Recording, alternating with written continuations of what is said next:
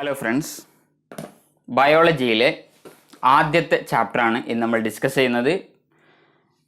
നമ്മുടെ മുന്നിൽ ഒരുപാട് സമയം ഇനിയുണ്ട്.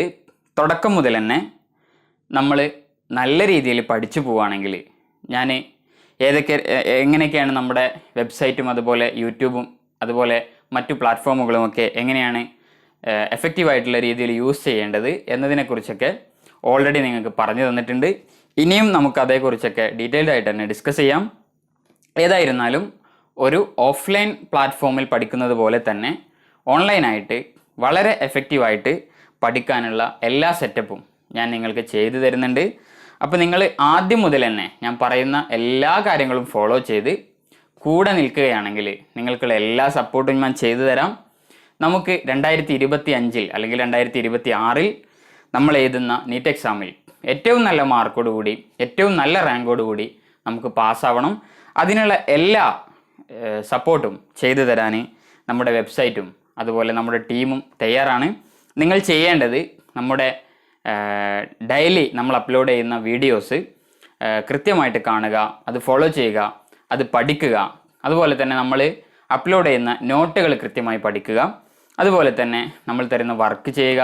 നമ്മുടെ വെബ്സൈറ്റിൽ വന്നിട്ട് നമ്മുടെ എക്സാംസ് വീക്ക്ലി ടെസ്റ്റ് അറ്റൻഡ് ചെയ്യുക, റിവിഷൻ നടത്തുക, NCERT പഠിക്കുക. ഇങ്ങനെ തുടങ്ങി നമ്മൾ നിർദ്ദേശിച്ചിട്ടുള്ള എല്ലാ സ്റ്റെപ്പും അത് കറക്റ്റായിട്ട് തന്നെ നിങ്ങൾ ഫോളോ ചെയ്യേണ്ടതുണ്ട്. അങ്ങനെ നിങ്ങൾ ചെയ്യുകയാണെങ്കിൽ നിങ്ങൾ എത്ര നോളജിൽ നിങ്ങൾ എത്ര ലോ ലെവലിലാണെങ്കിലും നിങ്ങൾ എത്ര മനസ്സിലാവാത്തവരാണെങ്കിലും ഒക്കെ നമ്മൾ നിങ്ങൾക്ക് മനസ്സിലാക്കി തന്ന് എല്ലാ കോംപ്ലക്സ് ആയിട്ടുള്ള കൺസെപ്റ്റ്സും ഡൈജസ്റ്റ് ചെയ്ത് ബ്രേക്ക് ഡൗൺ ചെയ്ത് ചെറിയ ചെറിയ സിമ്പിളായിട്ടുള്ള കൺസെപ്റ്റ്സ് ആക്കി മാറ്റി അത് നമ്മളുടേതായിട്ടുള്ള രീതിയിൽ അബ്സോർബ് ചെയ്ത് വേണ്ട രീതിയിൽ അത് അപ്ലൈ ചെയ്യാൻ നമ്മൾ പഠിപ്പിക്കും. അപ്പം ആദ്യം മുതൽ തന്നെ നമ്മുടെ എല്ലാ ലെക്ചേഴ്സും ഫോളോ ചെയ്യുക, കൂടെ നിൽക്കുക. നിങ്ങൾക്കുള്ള എല്ലാ സപ്പോർട്ടും ഞാൻ തരുന്നുണ്ട്. നിങ്ങൾ നമ്മുടെ ടീമിൻ്റെ കൂടെ നിൽക്കുക, നമ്മളെ സപ്പോർട്ട് ചെയ്യുക എന്നുള്ളതാണ് നിങ്ങൾക്ക് ചെയ്യാൻ പറ്റുന്ന ഏറ്റവും വലിയ ധാർമ്മികപരമായ ഉത്തരവാദിത്തം. ഓക്കെ, നമുക്ക് ഇന്നത്തെ ചാപ്റ്റേഴ്സിലേക്ക് കടക്കാം അല്ലേ. ഇന്ന് നമ്മൾ ഡിസ്കസ് ചെയ്യുന്നത് +1 ബയോളജിയിലെ ലിവിങ് വേൾഡ് എന്ന ചാപ്റ്ററാണ്.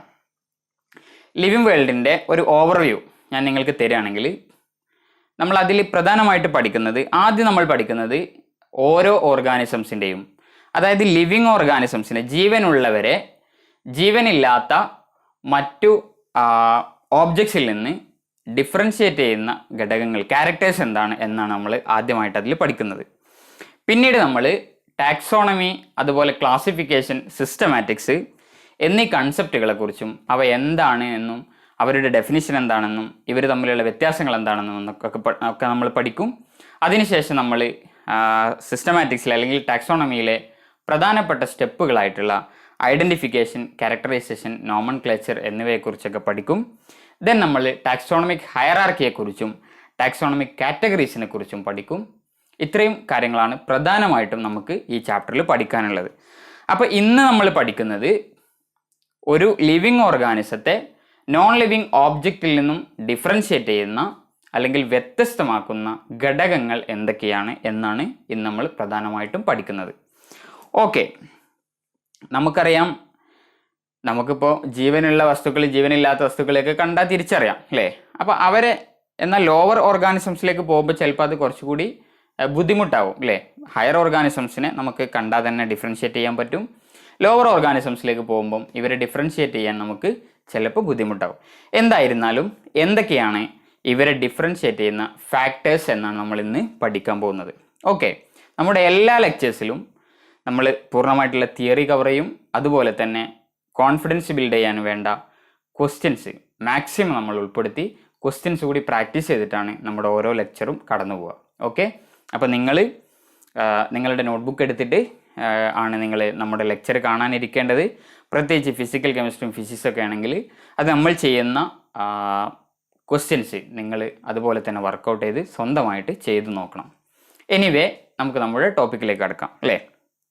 ഓക്കെ, എന്തൊക്കെയാണ് ലിവിങ് ഓർഗാനിസംസിനെ നോൺ ലിവിങ് ഓബ്ജക്ട്സിൽ നിന്ന് ഡിഫറൻഷിയേറ്റ് ചെയ്യുന്ന ഫാക്ടേഴ്സ്? നമുക്കിവിടെ കോണ്ടൻസിൽ തന്നിട്ടുണ്ട്. ഗ്രോത്ത് ഉണ്ട് അതിൽ, അതുപോലെ തന്നെ ഡെവലപ്മെൻ്റ് ഉണ്ട്, ദെൻ മെറ്റബോളിസം ഉണ്ട്, സെല്ലുലാർ ഓർഗനൈസേഷൻ ഉണ്ട്, reproduction, homeostasis, consciousness, adaptation, evolution, repair and regeneration, death. ഇവയെല്ലാം ഒരു ലിവിങ് ഓർഗാനിസത്തിനുള്ള പ്രത്യേകമായ ക്യാരക്ടേഴ്സാണ്. പിന്നെ നമ്മൾ ഇന്നത്തെ ലെക്ചറിൽ ഡിസ്കസ് ചെയ്യുന്നത് പാസ്റ്റ് ഇയറിൽ ചോദിച്ചിട്ടുള്ള കുറച്ച് ക്വസ്റ്റ്യൻസും അതുപോലെ തന്നെ നമ്മളെ അണ്ടർസ്റ്റാൻഡിങ് ബിൽഡ് ചെയ്യാൻ വേണ്ടിയിട്ടുള്ള കുറച്ച് കൺസെപ്ച്വൽ ക്വസ്റ്റ്യൻസും ഞാൻ ഈ ലെക്ചറിൽ ഉൾപ്പെടുത്തിയിട്ടുണ്ട്. Okay, characters of living organisms അല്ലേ? ലിവിങ് ഓർഗാനിസംസിൻ്റെ ക്യാരക്ടേഴ്സ് എന്തൊക്കെയാണ്? ആദ്യത്തെ ക്യാരക്ടർ, ഒന്നാമത്തെ ലിവിങ് ഓർഗാനിസത്തിൻ്റെ ക്യാരക്ടറായിട്ട് നമ്മൾ എണ്ണുന്നത് they have definite shape and size എന്നുള്ളതാണ്. അതായത് ലിവിങ് ഓർഗാനിസം ആണെങ്കിൽ അവർക്കൊരു പ്രത്യേകമായിട്ടുള്ള ഷേപ്പും അതുപോലെ തന്നെ പ്രത്യേകമായിട്ടുള്ള സൈസും ഉണ്ടാവും. ഇപ്പം നമ്മളൊരു ലിവിങ് ഓർഗാനിസം ആണല്ലോ, ഹ്യൂമൻ ബീയിങ്സ് ഒരു ലിവിങ് ഓർഗാനിസമാണ്. ഹ്യൂമൻ ബീയിങ്സിൻ്റെ ഹൈറ്റ് നമുക്കൊരു റേഞ്ച് പറയാൻ പറ്റും അല്ലേ? ചെറിയ ഒരു നാരോ റേഞ്ചിൻ്റെ ഉള്ളിലായിരിക്കും നമ്മളെ ഹൈറ്റ് ഉണ്ടാവുക. അതായത് ഒരു 4 ഫീറ്റ് മുതൽ 7 ഫീറ്റ് എന്നോ അങ്ങനെയൊക്കെ നമുക്ക് പറയാൻ പറ്റും അല്ലേ? അതുപോലെ തന്നെ നമുക്ക് പ്രത്യേകമായിട്ടുള്ളൊരു ഷേപ്പ് ഉണ്ട് അല്ലേ? ഇങ്ങനെ ഡെഫിനിറ്റ് ഷേപ്പും സൈസും എല്ലാ ലിവിങ് ഓർഗാനിസംസിനും ഉണ്ടായിരിക്കും. Which may change within a narrow range. Okay, definite ഷേപ്പും സൈസും ഉണ്ടായിരിക്കും. ഇങ്ങനെ ഷേപ്പുള്ളത് കൊണ്ട്, ഷേപ്പുള്ള എല്ലാത്തിനെയും നമ്മൾ മോർഫസ് എന്നാണ് പറയുന്നത്. അതുകൊണ്ട് തന്നെ നമുക്ക് ലിവിങ് ഓർഗാനിസംസ് മോർഫസ് ആണ് എന്ന് പറയാം. മോർഫസ് എന്ന് പറഞ്ഞാൽ എന്താണ്? ഷേപ്പുള്ളതിനെ നമ്മൾ വിളിക്കുന്നതാണ് മോർഫസ് എന്നുള്ളത്. ഓക്കെ, ഇനി നോൺ ലിവിങ് ഓബ്ജക്ട്സ് ആണെങ്കിലോ അവരെ നമുക്ക് അമോർഫസ് എന്ന് പറയാം. സാധാരണ നമ്മൾ ടേംസിൻ്റെ മുന്നിൽ എ ചേർത്തിട്ടാണ് നമ്മൾ ആൻറ്റി ആയിട്ടുള്ള അല്ലെങ്കിൽ ഓപ്പോസിറ്റ് ആയിട്ടുള്ള കാര്യങ്ങൾ ഡിനോട്ട് ചെയ്യാൻ വേണ്ടി ചെയ്യുന്നത് അല്ലേ? അതുപോലെ മോർഫസിൻ്റെ മുന്നിൽ എ ചേർത്തിട്ട് അമോർഫസ് എന്ന് നമുക്ക് നോൺ ലിവിങ് ഓബ്ജക്ട്സിനെ കുറിച്ച് പറയാൻ പറ്റും. മോർഫോളജി നമുക്കറിയാം. എന്താണ് മോർഫോളജി എന്ന് പറഞ്ഞാൽ? എന്താണ് മോർഫോളജി എന്ന് പറഞ്ഞാൽ സ്റ്റഡി ഓഫ് എക്സ്റ്റേണൽ ക്യാരക്ടേഴ്സ് ആണ് അല്ലേ? പുറത്ത് നമ്മൾ കാണുന്ന ഷേപ്പിനെ കുറിച്ചുള്ള അല്ലെങ്കിൽ എക്സ്റ്റേണൽ ആയിട്ട് നമ്മൾ കാണുന്ന വിസിബിൾ ആയിട്ടുള്ള ക്യാരക്ടേഴ്സിനെ കുറിച്ചുള്ള പഠനമാണ് മോർഫസ്.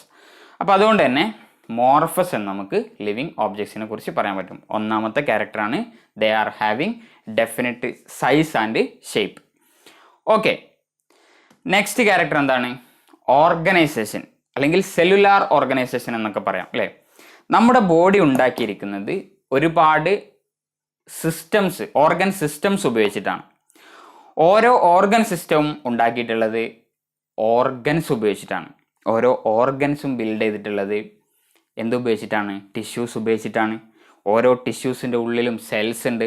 സെല്ലിൻ്റെ ഉള്ളിൽ സബ് സെല്ലുലാർ ഓർഗനൽസ് ഉണ്ട്. ഓരോ ഓർഗനൽസും ഉണ്ടാക്കിയിട്ടുള്ളത് മോളിക്യുലാർ അസംബ്ലി ഉപയോഗിച്ചിട്ടാണ് അല്ലെങ്കിൽ മോളിക്യൂൾസ് ഉപയോഗിച്ചിട്ടാണ്. ഇങ്ങനെ നമ്മുടെ ബോഡിക്ക് ഒരു പ്രത്യേകമായ ഓർഗനൈസേഷൻ ഉണ്ട്. മോളിക്യൂൾസ് ഓർഗനൈസ് ചെയ്തിട്ട് സബ് സെല്ലുലാർ ഓർഗനൽ ഉണ്ടാവുന്നു.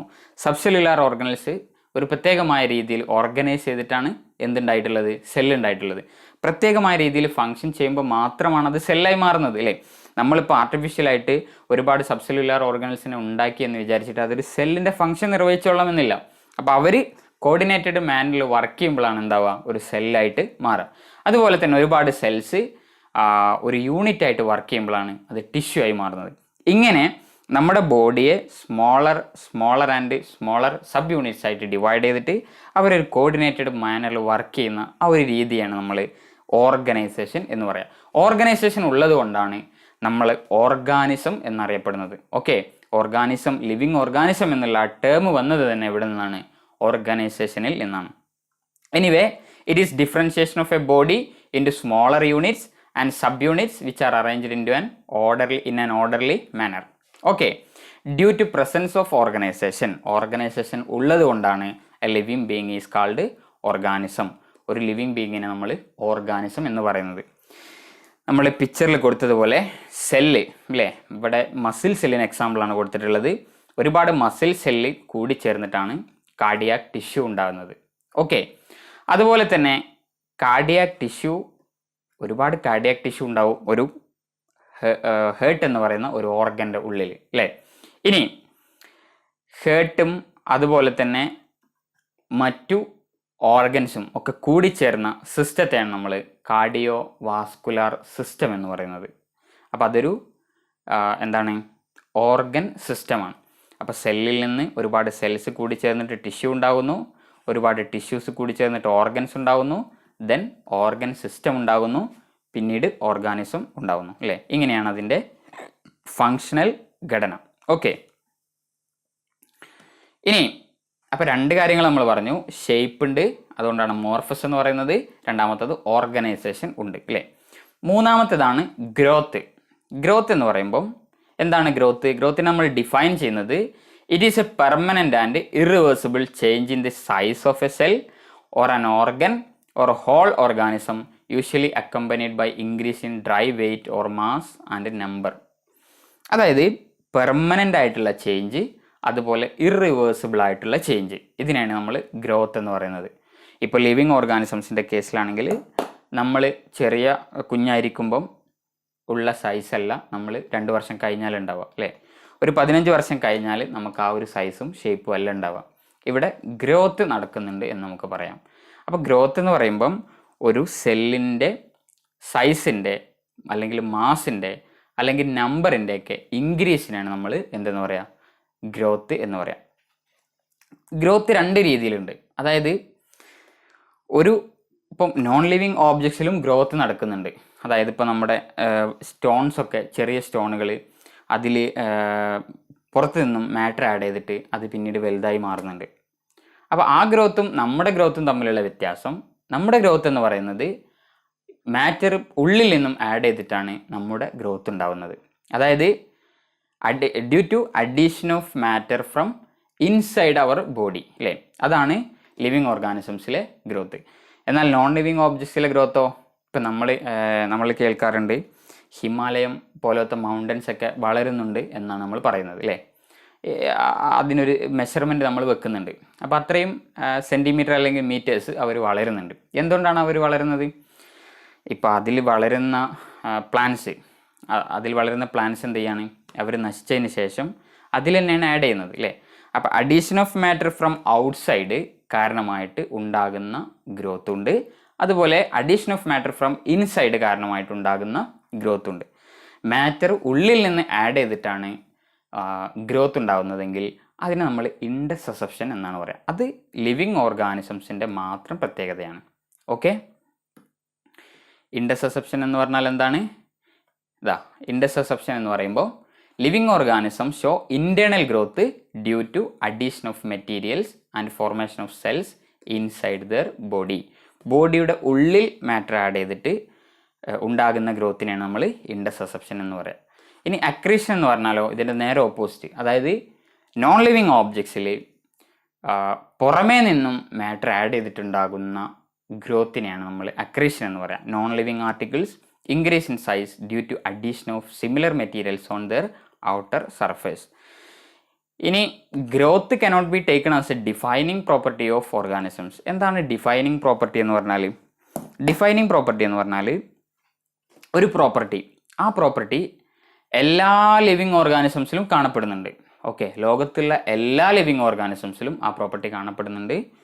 ഒരു നോൺ ലിവിങ് ഓബ്ജക്റ്റിൽ പോലും ആ പ്രോപ്പർട്ടി കാണപ്പെടുന്നുമില്ല. 2 കണ്ടീഷനാണുള്ളത്. എന്താണ്? ഒന്ന്, എല്ലാ ലിവിങ് ഓർഗാനിസംസിലും ആ പ്രോപ്പർട്ടി കാണപ്പെടുന്നുണ്ട്, അതുപോലെ ഒരു നോൺ ലിവിങ് ഓബ്ജക്റ്റിലും ആ പ്രോപ്പർട്ടി കാണപ്പെടുന്നില്ല. അങ്ങനെയുള്ള പ്രോപ്പർട്ടീസിനാണ് നമ്മൾ ഡിഫൈനിങ് പ്രോപ്പർട്ടീസ് എന്ന് പറയാം. ഗ്രോത്തിനെ നമുക്ക് ഡിഫൈനിങ് പ്രോപ്പർട്ടി എന്ന് പറയാൻ പറ്റുമോ? പറ്റൂല. കാരണം എന്താണ്? ഗ്രോത്ത്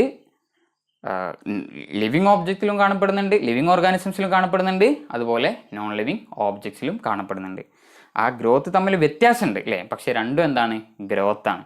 അപ്പോൾ ഗ്രോത്ത് രണ്ടിലും കാണപ്പെടുന്നത് കൊണ്ട് തന്നെ ഗ്രോത്ത് നമുക്കൊരു ഡിഫൈനിങ് പ്രോപ്പർട്ടി ആയിട്ട് പറയാൻ പറ്റില്ല. ഓക്കെ, ഇനി ഡെവലപ്മെൻറ്റ്. എന്താണ് ഡെവലപ്മെൻറ്റ്?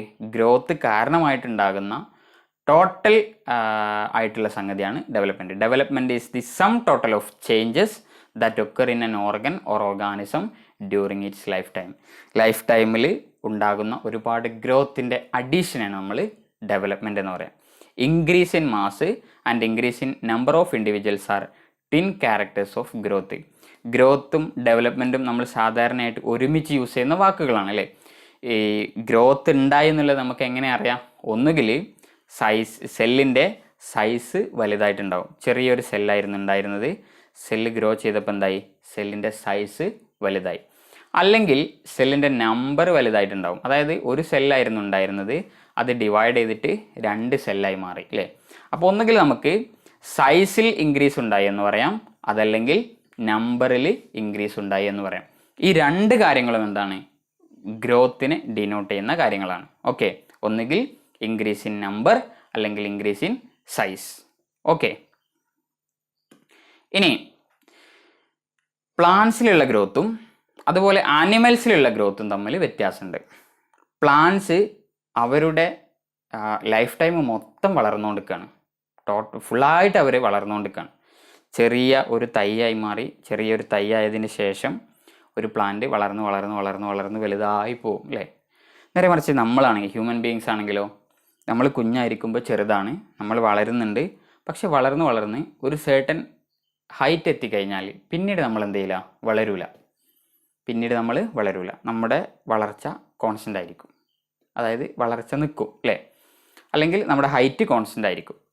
അപ്പോൾ ഇവിടെ അനിമൽസിലുള്ള ഗ്രോത്തിനെ നമ്മൾ ലിമിറ്റഡ് ഗ്രോത്ത് എന്നാണ് പറയുന്നത്.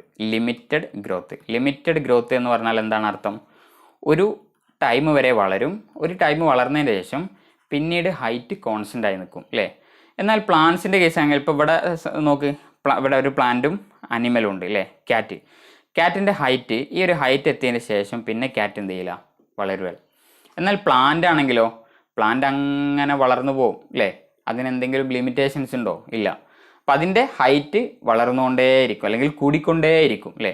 ഇത്തരം ഗ്രോത്തിനെ, അതായത് പ്ലാന്റ്സിൽ കാണപ്പെടുന്ന ഗ്രോത്തിനെ നമ്മൾ അൺലിമിറ്റഡ് ഗ്രോത്ത് എന്നാണ് പറയുക. Unlimited growth. അപ്പോൾ അൺലിമിറ്റഡ് ഗ്രോത്ത് കാണപ്പെടുന്നത് പ്ലാന്റ്സിലാണ്, അതുപോലെ ലിമിറ്റഡ് ഗ്രോത്ത് കാണപ്പെടുന്നത് അനിമൽസിലാണ്. എന്തുകൊണ്ടാണ് പ്ലാന്റ്സിൽ അൺലിമിറ്റഡ് ഗ്രോത്ത് കാണുന്നത്? അവരുടെ മെരിസ്റ്റമാറ്റിക് ടിഷ്യൂ എന്ന് പറയുന്ന ടിഷ്യൂസ് ഉള്ളത് കൊണ്ടാണ് നമുക്കവരെ ഗ്രോത്ത് കാണാൻ പറ്റുന്നത്, അൺലിമിറ്റഡ് ഗ്രോത്ത് കാണാൻ പറ്റുന്നത്. മെരിസ്റ്റമാറ്റിക് ടിഷ്യൂസ് അല്ലേ. മെരിസ്റ്റമാറ്റിക് ടിഷ്യൂസ് എവിടെയൊക്കെയാണ് കാണപ്പെടുന്നത്, അതിൻ്റെ ഫീച്ചേഴ്സ് എന്തൊക്കെയാണ് എന്നുള്ളതൊക്കെ നമുക്ക് അനാട്ടമി ഓഫ് ഫ്ലവറിംഗ് പ്ലാന്റ്സ് എന്നുള്ള ചാപ്റ്ററിൽ നമുക്ക് പഠിക്കാം. ഓക്കെ, എനിവേ മെരിസ്റ്റമാറ്റിക് ടിഷ്യൂസ് ആണ്, അവർ കണ്ടിന്യൂസ് ആയിട്ട് ഡിവൈഡ് ചെയ്യുന്ന സെൽസിനാണ് നമ്മൾ മെരിസ്റ്റമാറ്റിക് സെൽസ് എന്ന് പറയാം, അല്ലെങ്കിൽ ടിഷ്യൂസ് എന്ന് പറയാം. ഓക്കെ, അപ്പോൾ ഇവരുള്ളത് കൊണ്ടാണ് പ്ലാന്റ്സ് അൺലിമിറ്റഡ് ആയിട്ട് ഭയങ്കരമായിട്ട് വളർന്നുകൊണ്ടേയിരിക്കുന്നത്. Okay, in plants growth continues throughout life, അതിനാണ് നമ്മൾ അൺലിമിറ്റഡ് ഗ്രോത്ത് എന്ന് പറയാം. As they have meristematic areas where cell division occurs regularly അല്ലെങ്കിൽ continuously. In animals growth occurs up to a certain age after which cells divide only to replace worn out and lost cells. അനിമൽസിൻ്റെ കേസിലാണെങ്കിൽ cells എന്താണ്, ഒരു പരിധി വരെ അല്ലെങ്കിൽ ഒരു certain age വരെ എന്ത് ചെയ്യുള്ളൂ, ഡിവൈഡ് ചെയ്യുള്ളൂ. അതിൻ്റെ ശേഷം ഡിവൈഡ് ചെയ്യുന്നത് ഡാമേജ് ആയിട്ടുള്ള അല്ലെങ്കിൽ എന്താ പറയുക, റിപ്പയർ ചെയ്യാൻ വേണ്ടിയിട്ട്, നമ്മുടെ സെൽസിനെ റിപ്പയർ ചെയ്യാൻ വേണ്ടിയിട്ട് അല്ലെങ്കിൽ റീപ്ലേസ് ചെയ്യാൻ വേണ്ടിയിട്ട്, ഡാമേജ് ആയിട്ടുള്ള സെല്ലിനെ റീപ്ലേസ് ചെയ്യാൻ വേണ്ടിയിട്ട് മാത്രമാണ് അനിമൽസിൽ സെൽ ഡിവിഷൻ നടക്കുകയുള്ളൂ അല്ലേ. സെല്ല് ഡിവൈഡ് ചെയ്യുമ്പോഴാണല്ലോ നമ്മുടെ ഗ്രോത്ത് ഉണ്ടാകുന്നത്. അപ്പോൾ അതാണ് അനിമൽസിലെയും പ്ലാന്റ്സിലെയും ഗ്രോത്ത് തമ്മിലുള്ള വ്യത്യാസം. ഇനി അടുത്ത ഒരു ക്യാരക്ടറാണ് മെറ്റബോളിസം. മെറ്റബോളിസം എന്ന് പറയുമ്പം നമ്മുടെ ശരീരത്തിൽ ഒരുപാട് ഫിസിയോളജിക്കൽ ആക്ടിവിറ്റീസ് നടക്കുന്നുണ്ട് അല്ലേ. ഈ ഫിസിയോളജിക്കൽ ആക്ടിവിറ്റീസിൻ്റെ ഒക്കെ പ്രധാനപ്പെട്ട റീസൺ എന്ന് പറയുന്നത് നമ്മുടെ സെല്ലിൻ്റെ ഉള്ളിൽ നടക്കുന്ന മെറ്റബോളിക് റിയാക്ഷൻസ് ആണ്. അതായത് നമ്മൾ എന്ത് ചെയ്യുന്നുണ്ടെങ്കിലും അതൊക്കെ നമ്മുടെ സെല്ലിൻ്റെ ഉള്ളിൽ നടക്കുന്ന മെറ്റബോളിക് റിയാക്ഷൻസ് കാരണമായിട്ടാണ് ഈ സംഭവങ്ങളൊക്കെ നമുക്ക് ചെയ്യാൻ പറ്റുന്നത്. അപ്പം മെറ്റബോളിക് റിയാക്ഷൻസ് എന്ന് പറഞ്ഞാൽ നമ്മൾ നേരത്തെ ഓർഗനൈസേഷൻ പറഞ്ഞപ്പോൾ പറഞ്ഞു, എന്താണ്, നമ്മുടെ ശരീരത്തിൻ്റെ ബോഡിയുടെ ഏറ്റവും താഴെയുള്ള ഒരു യൂണിറ്റാണ് സെൽ എന്ന് പറയുന്നത് അല്ലേ. അപ്പോൾ സെല്ലിൽ നടക്കുന്നതിൻ്റെ ഫലമാണ് നമ്മുടെ ശരീരത്തിൽ നടക്കുന്ന ഒരുപാട് കാര്യങ്ങൾ. സെല്ലിൻ്റെ ഉള്ളിൽ ഒരുപാട് റിയാക്ഷൻസ്, ഏകദേശം 2000 റിയാക്ഷൻസ് ഒരേ സമയം സൈമിൾട്ടേനിയസ് ആയിട്ട് നടക്കുന്നുണ്ട്. അപ്പോൾ അത്രയും റിയാക്ഷൻസിനെ ഒരുമിച്ച് നമ്മൾ വിളിക്കുന്ന പേരാണ് മെറ്റബോളിസം എന്നുള്ളത്. ഒരു സെല്ലിൻ്റെ ഉള്ളിൽ നടക്കുന്ന some total of all the chemical reactions that are taking place inside A cell, അതിനെ നമ്മൾ വിളിക്കുന്ന പേരാണ് എന്ത്, മെറ്റബോളിസം എന്നുള്ളത്. Okay, some total of various bio chemical reactions occurring in A cell, അതിനാണ് നമ്മൾ എന്തെന്ന് പറയാം, മെറ്റബോളിസം എന്ന് പറയാം. ഇനി 2 ടൈപ്പ് മെറ്റബോളിക് റിയാക്ഷൻസ് ഉണ്ട്. മെറ്റബോളിക് റിയാക്ഷൻസിനെ നമുക്ക് 2ആയിട്ട് ഡിവൈഡ് ചെയ്യാൻ പറ്റും. ഒന്ന് കാറ്റബോളിക് റിയാക്ഷൻസ് എന്നും മറ്റേത് അനബോളിക് റിയാക്ഷൻസ് എന്നും. എന്താണ് അനബോളിസം എന്ന് പറഞ്ഞാൽ ഞാൻ സിമ്പിളായിട്ട് പറഞ്ഞുതരാം. അതായത് ചെറിയ ചെറിയ മോളിക്യൂൾസ് ആഡ് ചെയ്തിട്ട് വലിയ മോളിക്യൂൾസ് ഉണ്ടാകുന്ന പ്രോസസ്സാണ് എന്ത്? അനബോളിക് റിയാക്ഷൻസ് അല്ലെങ്കിൽ അനബോളിസം. ഓക്കെ, ചെറിയ മോളിക്യൂൾസ് ആഡ് ചെയ്തിട്ട് കോംപ്ലക്സ് ആയിട്ടുള്ള മോളിക്യൂൾസ് ഉണ്ടാകുന്ന റിയാക്ഷൻസ് ആണ് അനബോളിക് റിയാക്ഷൻസ്. ഇതാണ് അനബോളിക് റിയാക്ഷൻസ് അല്ലേ, അല്ലെങ്കിൽ അനബോളിസം. കാറ്റബോളിസം എന്ന് പറഞ്ഞാലോ വലിയ കോംപ്ലക്സ് ആയിട്ടുള്ള മോളിക്യൂൾസിനെ ബ്രേക്ക് ഡൗൺ ചെയ്തിട്ട് സിമ്പിളായിട്ടുള്ള മോളിക്യൂൾസ് ആക്കി മാറ്റുന്ന റിയാക്ഷൻസിനെയാണ് നമ്മൾ കാറ്റബോളിക് റിയാക്ഷൻസ് എന്ന് പറയാം. അനബോളിസം എന്ന് പറഞ്ഞാൽ മേക്കിംഗ് പ്രോസസ്സാണ് അല്ലേ, കോംപ്ലക്സ് ആയിട്ടുള്ള വലിയ മോളിക്യൂൾസിനെ ഉണ്ടാക്കുന്ന പ്രോസസ്സാണ് അനബോളിസം. കാറ്റബോളിസം എന്ന് പറയുമ്പോൾ വലിയ മോളിക്യൂൾസിനെ ബ്രേക്ക് ഡൗൺ ചെയ്തിട്ട് സിമ്പിളായിട്ടുള്ള മോളിക്യൂൾസ് ആക്കി മാറ്റുന്ന റിയാക്ഷൻസിനെയാണ് നമ്മൾ കാറ്റബോളിസം എന്ന് പറയാം. Okay, metabolism is A defining feature of all living organisms without exception. അതും ഒരു ഡിഫൈനിങ് ഫീച്ചറാണ്. മെറ്റബോളിസം ഒരു ഡിഫൈനിങ് ഫീച്ചറാണ്. ഡിഫൈനിങ് ഫീച്ചർ എന്ന് പറഞ്ഞാൽ എന്താണ്?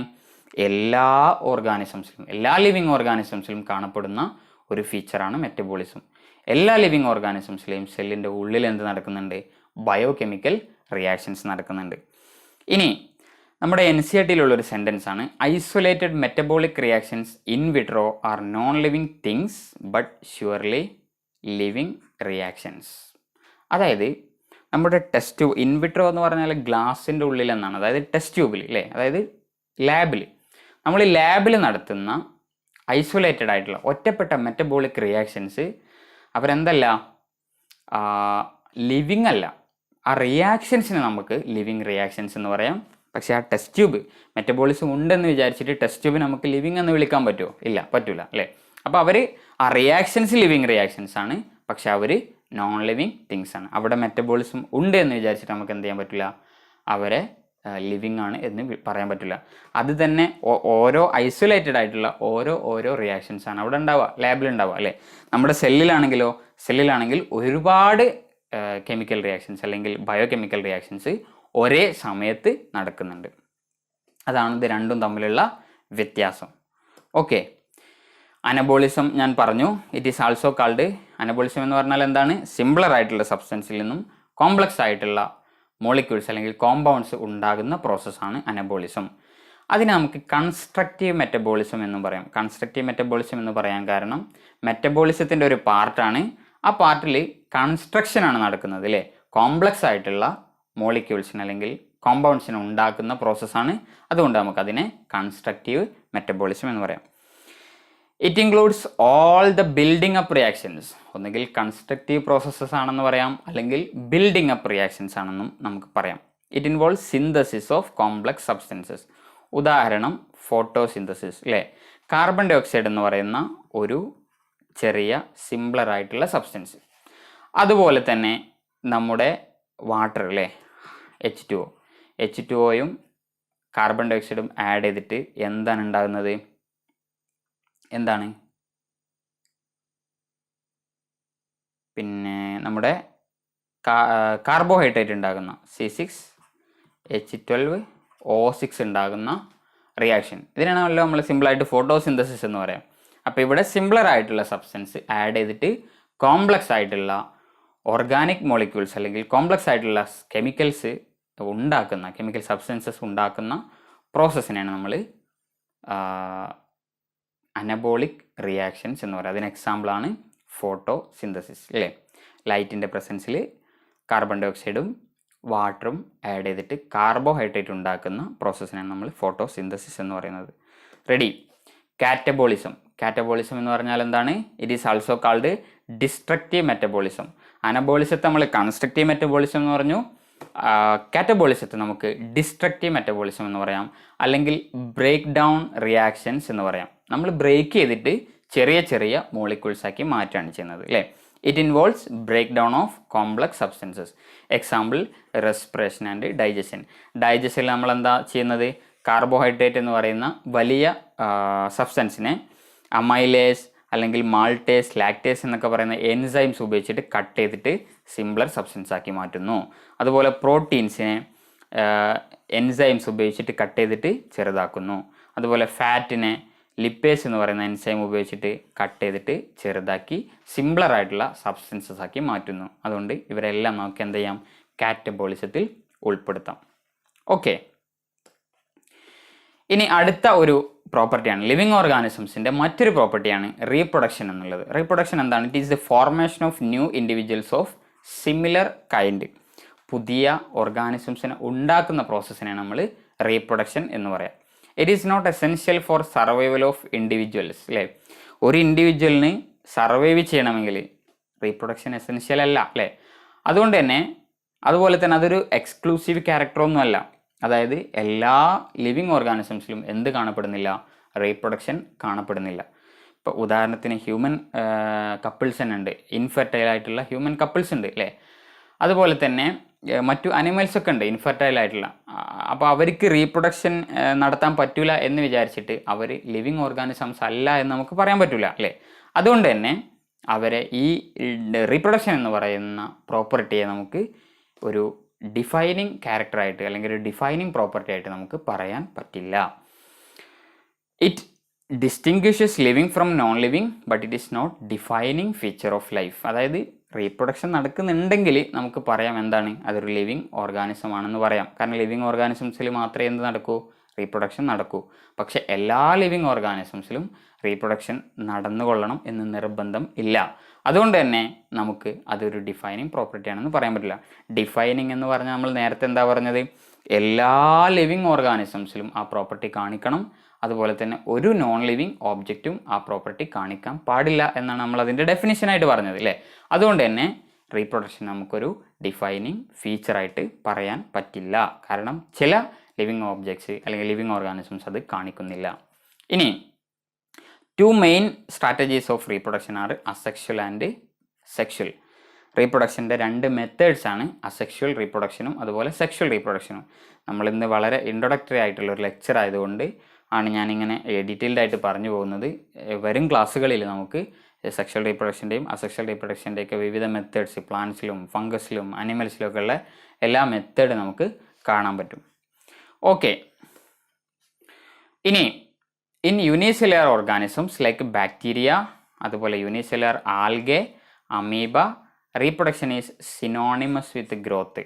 യൂണിസെല്ലുലാർ ഓർഗാനിസംസിലൊക്കെ ഗ്രോത്തും റീപ്രൊഡക്ഷനൊക്കെ ഏകദേശം സെയിം ആണ്.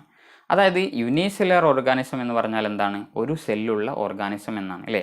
നമ്മുടെ കേസിൽ ഇൻക്രീസ് ഇൻ നമ്പർ ഓഫ് സെൽസിനെ നമുക്ക് ഗ്രോത്ത് ആയിട്ട് പരിഗണിക്കാൻ പറ്റും. അതായത് നമുക്കൊരു സെല്ലുണ്ടായിരുന്നു, നമ്മുടെ ഒരു ഓർഗനിൽ ഒരു സെല്ലുണ്ടായിരുന്നു, ആ സെല്ല് ഡിവൈഡ് ചെയ്തിട്ട് ഒരുപാട് സെൽസ് ഉണ്ടായി എന്ന് പറഞ്ഞാൽ നമ്മളവിടെ ഗ്രോത്ത് ഉണ്ടായി എന്നാണ് പറയുക അല്ലേ. അതായത് ആ ഓർഗനിൽ ഗ്രോത്ത് ഉണ്ടായി. എന്നാൽ യൂണിസെല്ലുലാർ ആയിട്ടുള്ള ഓർഗാനിസംസിലാണെങ്കിൽ സെല്ല് ഡിവൈഡ് ചെയ്യുക എന്ന് പറഞ്ഞാൽ അതിൻ്റെ മീനിങ് എന്താണ്? അവരുടെ റീപ്രൊഡക്ഷനും അത് തന്നെയാണ്, അവരുടെ ഗ്രോത്തും അത് തന്നെയാണ് അല്ലേ. എന്ന് പറഞ്ഞാൽ ഇവിടെ മൾട്ടി സെല്ലുലാർ അല്ലാത്തത് കൊണ്ട് തന്നെ ഡിവൈഡ് ചെയ്തിട്ടുള്ള ഒരു ഗ്രോത്ത്, സെൽ ഡിവിഷൻ വഴിയുള്ള ഗ്രോത്ത് നമുക്ക് എവിടെ കാണാൻ പറ്റില്ല. എന്ന് പറഞ്ഞാൽ ഗ്രോത്ത് എവിടെയൊക്കെ ഉണ്ടോ അവിടെയൊക്കെ റീപ്രൊഡക്ഷൻ ഉണ്ടാവും. ഇവിടെ ഇപ്പോൾ നമുക്ക് അതായത് ഹയർ ഓർഗാനിസംസിൻ്റെ കേസിൽ നമ്മളെപ്പോലുള്ള അനിമൽസിൽ സെല്ല് ഡിവൈഡ് ചെയ്തിട്ട് ഒരുപാട് സെല്ല് ഉണ്ടായി എന്ന് വിചാരിച്ചിട്ട് അതിന് നമുക്ക് ഗ്രോത്ത് എന്നേ പറയാൻ പറ്റുള്ളൂ, റീപ്രൊഡക്ഷൻ നമുക്കൊരിക്കലും പറയാൻ പറ്റില്ല അല്ലേ. എന്നാൽ ഇവിടെ സെല്ല് ഡിവൈഡ് ചെയ്യുകയാണെങ്കിൽ അതിന് നമുക്ക് ഗ്രോത്ത് എന്നും അതുപോലെ റീപ്രൊഡക്ഷൻ എന്നും പറയാൻ പറ്റും അല്ലേ. ഇവരുടെ റീപ്രൊഡക്ഷനും അതുപോലെ ഗ്രോത്തൊക്കെ എന്ത് സെൽ ഡിവിഷൻ തന്നെയാണ്. കാരണം ഒറ്റ സെല്ലല്ലേ ഉള്ളൂ. ഓക്കെ, ഇനി reproduction cannot be an all inclusive defining character of living organisms. എല്ലാ ലിവിങ് ഓർഗാനിസംസും കാണിക്കുന്ന ഒരു ഡിഫൈനിങ് ഫീച്ചറാണ് നമുക്ക് റീപ്രൊഡക്ഷനെ കുറിച്ച് പറയാൻ പറ്റില്ല. No non living object is capable of reproducing or replicating by itself. നമുക്ക് ഡിസ്റ്റിങ്വിഷ് ചെയ്യാൻ പറ്റും, നോൺ ലിവിങ് ഒബ്ജക്റ്റിൽ നിന്നും ലിവിങ് ഒബ്ജക്റ്റിനെ ഡിസ്റ്റിങ്വിഷ് ചെയ്യാൻ പറ്റും. റീപ്രൊഡക്ഷൻ ഉണ്ടെങ്കിൽ അത് നോൺ ലിവിങ് ഓർഗാനിസം ആണെന്ന് പറയാൻ പറ്റും അല്ലേ. കാരണം എന്താണ്? ഒരു നോൺ ലിവിങ് ഒബ്ജക്റ്റും എന്ത് കാണിക്കില്ല? റീപ്രൊഡക്ഷൻ കാണിക്കില്ല. ഓക്കെ, ഇനി അടുത്ത ഒരു പ്രോപ്പർട്ടിയാണ് ഹോമിയോസ്റ്റാസിസ് എന്നുള്ളത്. എന്താണ് homeostasis? It is maintenance of constant and favourable internal environmental conditions suitable for functioning of body organs.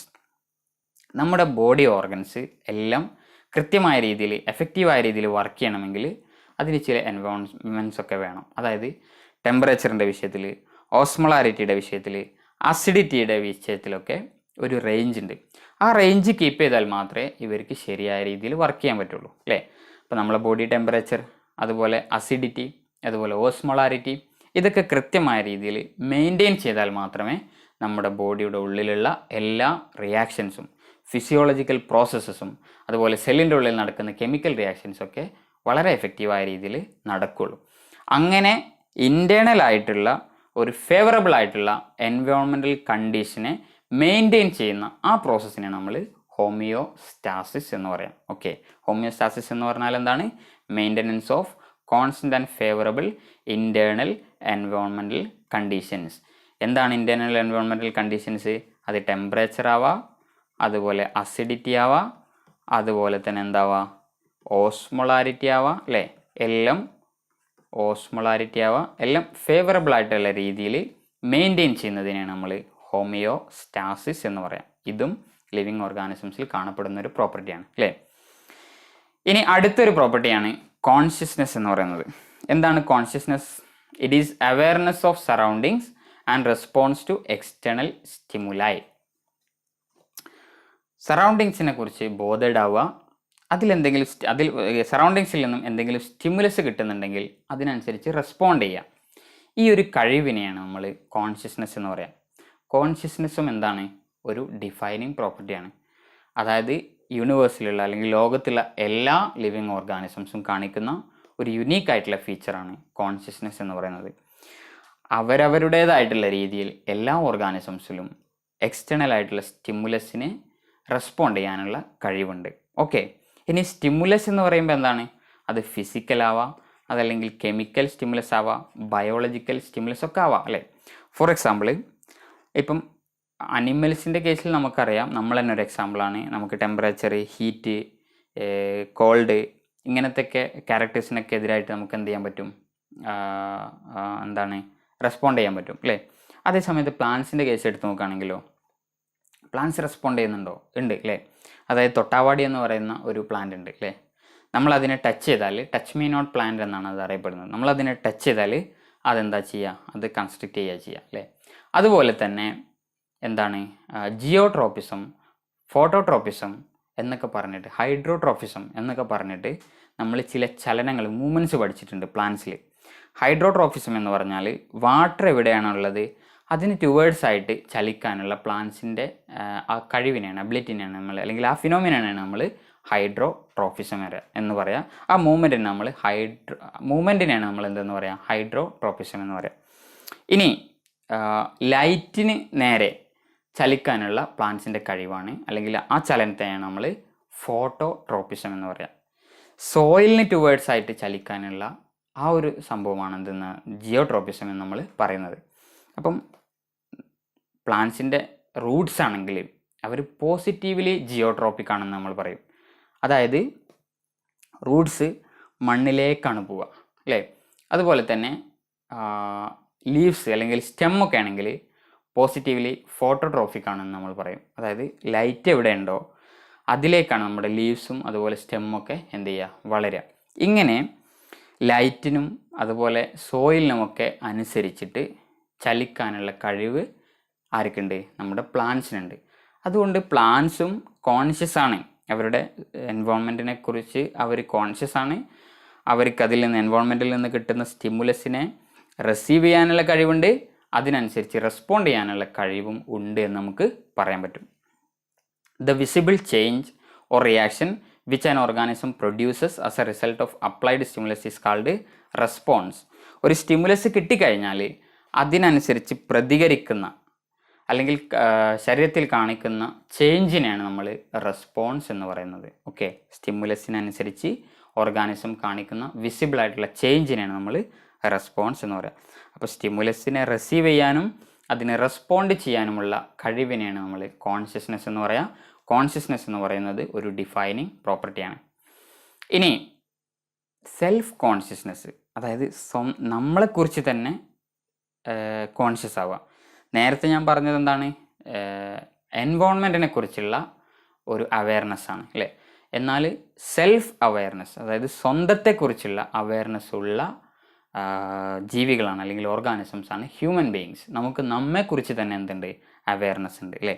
Human beings is the only organism who is aware of himself.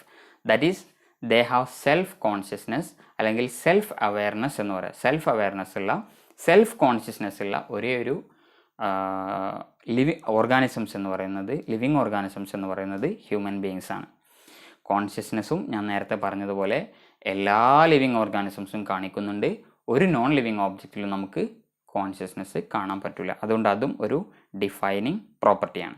Okay, ഇനി മറ്റൊരു പ്രോപ്പർട്ടിയാണ് adaptation എന്നുള്ളത്. എന്താണ് adaptation? Useful inheritable changes in form, function and behaviour which enables an organism to adjust well and successfully in its environment. അതായത് രൂപത്തിലോ ഭാവത്തിലോ അല്ലെങ്കിൽ ഫങ്ഷനിലോ ഘടനയിലോ ധർമ്മത്തിലോ ഒക്കെ ഉള്ള മാറ്റം എന്തിനാണ്? ഒരു ഓർഗാനിസത്തെ അതിൻ്റെ എൻവോൺമെൻറ്റിൽ വിജയകരമായിട്ട് അഡ്ജസ്റ്റ് ചെയ്യാൻ വേണ്ടിയിട്ട് സഹായിക്കുന്ന ഏതൊരു ചേഞ്ചിനെയും നമുക്ക് അഡാപ്റ്റേഷൻ എന്ന് പറയാൻ പറ്റും. അഡാപ്റ്റേഷൻ ഉണ്ടാകുമ്പോഴാണ് എവല്യൂഷൻ ഉണ്ടാകുന്നത്. അഡാപ്റ്റേഷൻസ് എവല്യൂഷനിലേക്കുള്ള ഒരു പാത്താണ് അല്ലേ. ഇപ്പം എൻവോൺമെൻ്റലി ചേഞ്ചസ് വരുമ്പം അവിടെ സർവൈവൽ ഓഫ് ദ ഫിറ്റസ്റ്റ് എന്ന് പറയുന്ന ഒരു കൺസെപ്റ്റ് ഉണ്ട്. അതായത് ഏറ്റവും കൂടുതൽ ആർക്കാണോ ആ എൻവോൺമെൻറ്റിൽ നന്നായിട്ട് ജീവിക്കാൻ പറ്റുക അവരാണ് എന്ത് ചെയ്യുക, അഡാപ്റ്റേഷൻ ഉണ്ടാക്കിയിട്ട് എന്ത് ചെയ്യുക, അടുത്തൊരു തലമുറയിലേക്ക്, അവരുടെ ഒരു തലമുറയാണ് അടുത്ത തലമുറയിൽ കൂടുതലുണ്ടാവുക, അവരുടെ കുഞ്ഞുങ്ങളാണ് കൂടുതലുണ്ടാവുക. അപ്പോൾ അഡാപ്റ്റേഷൻ എന്ന് പറയുമ്പം നമ്മുടെ എൻവോൺമെൻറ്റിൽ ഉണ്ടാകുന്ന ചേഞ്ചസിനനുസരിച്ച് അതിൽ ജീവിക്കാൻ നമ്മുടെ ശരീരത്തിൽ നമ്മൾ ഉണ്ടാക്കുന്ന മാറ്റത്തെ, ലിവിങ് ഓർഗാനിസംസ് ഉണ്ടാക്കുന്ന ചേഞ്ചിനെയാണ് നമ്മൾ എന്തെന്ന് പറയുക, അഡാപ്റ്റേഷൻ എന്ന് പറയുക. An organism is considered best adapted to an environment when it possesses inherited traits that enhances its survival and breeding in that environment. Natural selection എന്ന് പറയുന്ന ഒരു കൺസെപ്റ്റൊക്കെ പഠിക്കുന്നുണ്ട് അല്ലേ. അതുപോലെ ഒരുപാട് ടേംസ് നമ്മൾ എവല്യൂഷനുമായിട്ട് ബന്ധപ്പെട്ട് പഠിക്കുന്നുണ്ട്. ഇപ്പോൾ നമ്മൾ ഇത്ര മനസ്സിലാക്കി വെക്കുക, നമ്മൾ ജീവിക്കുന്ന എൻവയോൺമെൻറ്റിൽ നമുക്ക് ജീവിക്കണമെങ്കിൽ നമ്മുടെ ലൈഫ് ത്രെട്ടൺ ചെയ്യുന്ന സമയത്ത് അല്ലെങ്കിൽ ലൈഫ് ചലഞ്ചസ് ഫേസ് ചെയ്യുന്ന സമയത്ത് നമ്മൾ ആ എൻവയോൺമെൻറ്റിൽ ജീവിക്കാൻ വേണ്ടി നമ്മുടെ ശരീരത്തിൽ ഉണ്ടാക്കുന്ന മാറ്റത്തെയാണ് അഡാപ്റ്റേഷൻ എന്ന് പറയുക.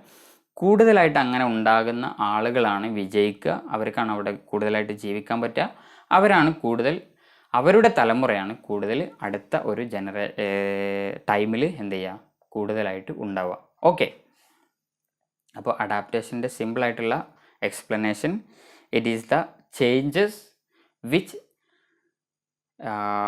enhances an organism to survive in that environment. Okay, അടുത്ത ഒരു പ്രോപ്പർട്ടിയാണ് റീപെയർ ആൻഡ് റീജനറേഷൻ എന്ന് പറയുന്നത്.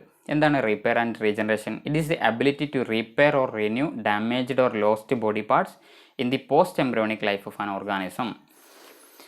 ഒരു ഓർഗാനിസത്തിൽ ഏതെങ്കിലും ഒരു ടിഷ്യൂ, ഇപ്പോൾ നമുക്ക് മുറിവൊക്കെ പറ്റിയാൽ നമ്മുടെ ബോഡി തന്നെ അതിനെന്ത് ചെയ്യുന്നുണ്ട്, ഹീൽ ചെയ്യുന്നുണ്ട് അല്ലേ. അതായത് ഡാമേജ്ഡ് ആയിട്ടുള്ള ടിഷ്യൂവിനെ അല്ലെങ്കിൽ സെൽസിനെ റീപ്ലേസ് ചെയ്തിട്ട് പുതിയ സെല്ല് കൊടുത്തിട്ട് ആ ഓർഗനെ കറക്റ്റ് ചെയ്യുന്നുണ്ട്. ഇതിനാണ് നമ്മൾ റീപെയർ ആൻഡ് റീജനറേഷൻ എന്ന് പറയുക. ഇതും ഒരു എന്താണ്, ലിവിങ് ഓർഗാനിസംസിലെ ഒരു ക്യാരക്ടറാണ്. All living organisms heal their wounds or repair the damaged parts. എല്ലാ ഓർഗാനിസംസും ഡാമേജ് ആയിട്ടുള്ള പാർട്ടിനെ ഹീൽ ചെയ്യാനുള്ള അല്ലെങ്കിൽ റിപ്പയർ ചെയ്യാനുള്ള കഴിവുണ്ട് അല്ലേ. പക്ഷേ ഇത് കൂടിയും കുറഞ്ഞിരിക്കും. ഇപ്പോൾ നമ്മുടെ ഒരു ഓർഗൻ മൊത്തമായിട്ട് ഡാമേജ് ആയി പോവുകയാണെങ്കിൽ ചിലപ്പോൾ നമുക്കത് റീപ്രൊഡ്യൂസ് ചെയ്യാൻ പറ്റില്ല. എന്നാൽ സെല്ലോ ടിഷ്യൂസൊക്കെയാണ് അവിടെ പ്രശ്നം ഉണ്ടാക്കുന്നതെങ്കിൽ അല്ലെങ്കിൽ ഡാമേജ് ആയിട്ടുള്ളതെങ്കിൽ അതിനെ എന്താണ്, റീജനറേറ്റ് ചെയ്യാനുള്ള അല്ലെങ്കിൽ അതിനെ പുതിയതായിട്ട് നിർമ്മിക്കാനുള്ള കഴിവ് നമുക്കുണ്ട് അല്ലേ. ഇപ്പോൾ പ്ലനേറിയ പോലത്തെ ഓർഗാനിസംസൊക്കെ ഹൈലി റീജനറേഷൻ കപ്പാസിറ്റി ഉള്ള ഓർഗാനിസംസാണ്. അവരുടെ ബോഡി ഫുള്ളായിട്ട് നമ്മൾ എന്താണ് ബ്രേക്ക് ചെയ്യുകയാണെങ്കിൽ പോലും ചെറിയൊരു പീസിൽ നിന്ന് പൂർണ്ണമായിട്ടുള്ള ഓർഗാനിസത്തെ റീപ്ലേസ് ചെയ്യാനുള്ള കഴിവ് അവർക്കുണ്ട്. അപ്പോൾ റീജനറേഷൻ അല്ലെങ്കിൽ റിപ്പറേഷൻ എന്ന് പറയുമ്പോൾ, റിപ്പയർ എന്ന് പറയുമ്പോൾ അതിൻ്റെ അർത്ഥം എന്താണ്? ഡാമേജ്ഡ് ആയിട്ടുള്ള ബോഡി പാർട്സിനെ പുതിയതായിട്ട് ഉണ്ടാക്കാനുള്ള കഴിവ്, അതുപോലെ ഹീൽ ചെയ്യാനുള്ള കഴിവ് അല്ലേ. ഇനി ഡെത്തും ഒരു എന്താണ്, ഒരു പ്രോപ്പർട്ടിയാണ് അല്ലേ. Ultimate termination of functional life, നമ്മുടെ ഈ ലൈഫിൻ്റെ പൂർണ്ണമായിട്ടുള്ള അവസാനത്തെയാണ് നമ്മൾ എന്തെന്ന് പറയുന്നത്? ഡെത്ത് എന്ന് പറയുന്നത്. It is most important regulatory process which prevents over crowding and brings recycling of materials. അതും ബയോളജിക്കൽ പ്രോസസ്സിൽ മോസ്റ്റ് ഇമ്പോർട്ടൻ്റ് ആയിട്ടുള്ളൊരു പ്രോസസ്സാണ്. അത് കാരണമായിട്ടാണ് ഓവർ ക്രൗഡിങ് തടയാൻ നമുക്ക് പറ്റുന്നത്. അതുപോലെ തന്നെ എൻവോൺമെൻറ്റിലുള്ള അല്ലെങ്കിൽ സോയിലൊക്കെ ഉള്ള പിന്നെ മെറ്റീരിയൽസിനെ നമുക്ക് റീസൈക്കിൾ ചെയ്ത് കൊണ്ടുവരാൻ പറ്റുന്നതും ഡെത്ത് എന്ന് പറയുന്ന ഒരു പ്രോസസ്സ് ഉള്ളത് കൊണ്ടാണ്. Study of death is called thanatology. ഇത് നമ്മൾ സിലബസിൽ വരുന്നതല്ല, ബട്ട് എങ്കിലും ആ ടേം ഓർത്തിരിക്കുന്നത് നല്ലതാണ്. ഓക്കെ, അപ്പോൾ ഇത്രയുമാണ് ലിവിങ് ഓർഗാനിസംസിൻ്റെ ക്യാരക്ടേഴ്സ്. ഫസ്റ്റ് വൺ ഞാനൊന്ന് റിവൈസ് ചെയ്യാം. First one, they have definite shape and size. അവർക്ക് ഷേപ്പ് ഉണ്ട്, അതുപോലെ തന്നെ സൈസും ഉണ്ട്. രണ്ടാമത്തേത്, അവർക്ക് എന്തുണ്ട്? ഗ്രോത്ത് അല്ലേ. ഗ്രോത്ത് ലിവിങ് ഓർഗാനിസംസും നോൺ ലിവിങ് ഓർഗാനിസംസും ഓബ്ജക്ട്സും കാണിക്കുന്നുണ്ട്. ലിവിങ് ഓർഗാനിസംസ് കാണിക്കുന്ന ഗ്രോത്ത് ഫ്രം ഇൻസൈഡാണ് അല്ലേ, ഉള്ളിൽ നിന്നുള്ള ഗ്രോത്താണ്. അതുപോലെ തന്നെ മറ്റൊരു ഫീച്ചറാണ് ഡെവലപ്മെൻറ്റ് എന്നുള്ളത്. ഡെവലപ്മെൻറ്റ് എന്ന് പറയുമ്പോൾ some total of all the changes taking place during the life span, അതിനാണ് നമ്മൾ ഡെവലപ്മെൻറ്റ് എന്ന് പറയാം. ദെൻ മെറ്റബോളിസം നമ്മൾ പറഞ്ഞു, കോൺഷ്യസ്നെസ് പറഞ്ഞു, അതുപോലെ തന്നെ ഹോമിയോസ്റ്റാസിസ് പറഞ്ഞു, റീപ്രൊഡക്ഷൻ, റിപ്പയർ ആൻഡ് റീജനറേഷൻ, അതുപോലെ അഡാപ്റ്റേഷൻ, ഡെത്ത്. ഇത്രയും കാര്യങ്ങൾ അല്ലേ, ഇതെല്ലാം എന്താണ്? ലിവിങ് ഓർഗാനിസംസിൻ്റെ ക്യാരക്ടേഴ്സാണ്. അതിൽ സെല്ലുലാർ ഓർഗനൈസേഷനും അതുപോലെ മെറ്റബോളിസവും കോൺഷ്യസ്നെസ്സും എന്താണ്? ഡിഫൈനിങ് ഫീച്ചേഴ്സാണ്. ഡിഫൈനിങ് ഫീച്ചേഴ്സ് എന്ന് പറഞ്ഞാൽ ലിവിങ് ഓബ്ജക്ട്സിൽ മൊത്തമായിട്ട് അത് കാണിക്കും, എല്ലാ ലിവിങ് ഓർഗാനിസംസിലും കാണിക്കും, ഒരു നോൺ ലിവിങ് ഓബ്ജക്റ്റിലും അത് കാണിക്കില്ല. പാസ്റ്റ് ഇയറിൽ ചോദിച്ചിട്ടുള്ള കുറച്ച് ക്വസ്റ്റ്യൻസ് നമുക്ക് നോക്കാം. Okay, which one of the following aspects is an exclusive characteristic of living things? Living ഓർഗാനിസംസിൻ്റെ എക്സ്ക്ലൂസീവ് ആയിട്ടുള്ള ക്യാരക്ടേഴ്സ് ഏതാണെന്നാണ് ചോദിച്ചിട്ടുള്ളത്. ഒന്ന്, isolated metabolic reactions occur in vitro, അതായത് ലാബിൽ നടക്കുന്ന മെറ്റബോളിക് റിയാക്ഷൻസ് അല്ലേ, അതൊരു എക്സ്ക്ലൂസീവ് ക്യാരക്ടറാണോ? അല്ല. Increase in mass from inside only, അതായത് ഗ്രോത്തിനെ കുറിച്ചാണ് പറയുന്നത് അല്ലേ. ദെൻ മൂന്നാമത്തത്, perception of events happening in the environment and their memory, consciousness ആണ് അല്ലേ. നാലാമത്തത്, increase in mass by accumulation of materials both on surface as well as internally. അപ്പോൾ ഇതിൽ എക്സ്ക്ലൂസീവ് ക്യാരക്ടറിസ്റ്റിക് എന്ന് പറയുമ്പം ഡിഫൈനിങ് ക്യാരക്ടറിനെ കുറിച്ചാണ് ചോദിച്ചിട്ടുള്ളത്. ഏതാണ് ഇതിൽ ഡിഫൈനിങ് ക്യാരക്ടർ? കോൺഷ്യസ്നെസ് ആണ് അല്ലേ. അതായത് perception of events happening in the environment and their memory, അതിനാണ് നമ്മൾ കോൺഷ്യസ്നെസ് എന്ന് പറയാം. അപ്പം സി ആണ് കറക്റ്റ് ആയിട്ടുള്ള ആൻസർ. ഓക്കെ, രണ്ടാമത്തേത്, biological organisation starts with. Biological organisation start ചെയ്യുന്നത് ഏത് ലെവലിലാണെന്നാണ് ചോദിച്ചിട്ടുള്ളത്. Cellular level, organismic level, atomic level, sub microscopic molecular level. Answer എന്താണ്? സബ് മൈക്രോസ്കോപ്പിക് മോളിക്കുലാർ ലെവലാണ് അല്ലേ. കാരണം എന്താണ് സബ് മൈക്രോസ്കോപ്പിക് മോളിക്കുലാർ ലെവലാണെന്ന് പറയാൻ കാരണം? നമ്മൾ ഇതുവരെ സെല്ല്, ടിഷ്യൂ, അതുപോലെ തന്നെ എന്താണ് സെല്ല്, ടിഷ്യൂ, ഓർഗൻ സിസ്റ്റം അല്ലേ, ഇങ്ങനെയാണ് നമ്മൾ പറയാറുള്ളത് നമ്മുടെ ഓർഗനൈസേഷനെ. ഈ സെല്ലിൻ്റെ ഉള്ളിൽ തന്നെ നമുക്ക് സെൽ ഓർഗനൽസ് കാണാൻ പറ്റും അല്ലേ, സെൽ ഓർഗനൽസ് കാണാൻ പറ്റും. ഈ സെൽ ഓർഗനൽസ് എന്ന് പറയുന്നത് മോളിക്കുലാർ അസംബ്ലിയാണ്. മോളിക്കുലാർ അസംബ്ലിയാണ് എന്ന് പറഞ്ഞാൽ മോളിക്യൂൾസ് മുതലാണ് നമ്മുടെ സെൽ ഓർഗനൈസേഷൻ തുടങ്ങുന്നത്. ഒരുപാട് മോളിക്യൂൾസ്, നമുക്കറിയാവുന്ന ഒരുപാട് മോളിക്യൂൾസ് ആഡ് ചെയ്തിട്ട് സെൽ ഓർഗനൽസ് ഉണ്ടാവുന്നു. ആ സെൽ ഓർഗനൽസ് പിന്നീട് ഒരുപാട് സെൽ ഓർഗനൽസ് കൂടി ചേർന്നിട്ട് സെല്ലായി മാറുന്നു, അത് ടിഷ്യൂ ആയി മാറുന്നു. അങ്ങനെയാണ് നമ്മുടെ ബോഡി ഓർഗനൈസേഷൻ ഉള്ളത്. അപ്പോൾ നമുക്ക് സബ് മൈക്രോസ്കോപ്പിക് മോളിക്കുലാർ ലെവലിലാണ് നമ്മുടെ ബയോളജിക്കൽ ഓർഗനൈസേഷൻ സ്റ്റാർട്ട് ചെയ്യുന്നത് എന്ന് പറയാൻ പറ്റും. ഓക്കെ, ഇനി biological processes that does not operate within the life span of a particular organism are. അതായത് ഒരു ഓർഗാനിസത്തിൻ്റെ ലൈഫിൻ്റെ ഉള്ളിൽ, ലൈഫ് സ്പാൻ്റെ ഉള്ളിൽ നടക്കാത്ത പ്രോസസ്സ് ഏതാണെന്നാണ് ചോദിച്ചിട്ടുള്ളത്. ന്യൂട്രീഷനും ബർത്തും ഒക്കെ അത് എന്താണ്, പിന്നെ ലൈഫ് സ്പാൻ്റെ ഉള്ളിൽ നടക്കുന്നതാണ് അല്ലേ. ലൈഫ് സ്പാൻ എന്ന് പറയുമ്പം ബർത്ത് മുതൽ ഡെത്ത് വരെയുള്ള ഒരു ഓർഗാനിസത്തിൻ്റെ ടൈം ഡ്യൂറേഷനാണ് നമ്മൾ ലൈഫ് സ്പാൻ എന്ന് പറയാം. ഇനി മെച്ചുറേഷൻ ആൻഡ് ഗ്രോത്ത്, ഇതും ലൈഫ് സ്പാൻ്റെ ഉള്ളിൽ നടക്കുന്നതാണ്. എക്സ്ക്രീഷൻ ആൻഡ് മെറ്റബോളിസവും ലൈഫ് സ്പാനിൻ്റെ ഉള്ളിൽ തന്നെയാണ് നടക്കുന്നത്. എന്നാൽ ഡികമ്പോസിഷൻ ആൻഡ് മിനറലൈസേഷൻ, ഡികമ്പോസിഷൻ എന്ന് പറയുമ്പം ഓർഗാനിസം ഡെഡ് ആയതിൻ്റെ ശേഷം അതിനെ ബ്രേക്ക് ഡൗൺ ചെയ്യുന്ന പ്രോസസ്സിനാണ് നമ്മൾ ഡികമ്പോസിഷൻ എന്ന് പറയുക. അപ്പോൾ ഈ ഡികമ്പോസിഷനും മിനറലൈസേഷനും ഒക്കെ ഓർഗാനിസം ഡെഡ് ആയതിൻ്റെ ശേഷം നടക്കുന്ന പ്രോസസ്സസാണ്. അപ്പം ഡി ആണ് കറക്റ്റായിട്ടുള്ള ആൻസർ. ലൈഫ് സ്പാൻ്റെ ഉള്ളിലല്ല ഡികമ്പോസിഷനും മിനറലൈസേഷനും നടക്കുന്നത്. റെഡി? അടുത്ത question, organisms that have the property of self consciousness are. നമ്മൾ നേരത്തെ പറഞ്ഞു, സെൽഫ് കോൺഷ്യസ്നെസ് ഉള്ള അല്ലെങ്കിൽ സെൽഫ് അവെയർനെസ് ഉള്ള ഒരേ ഒരു ഓർഗാനിസം എന്ന് പറയുന്നത് ആരാണ്? ഹ്യൂമൻ ബീയിങ്സ് ആണ് അല്ലേ.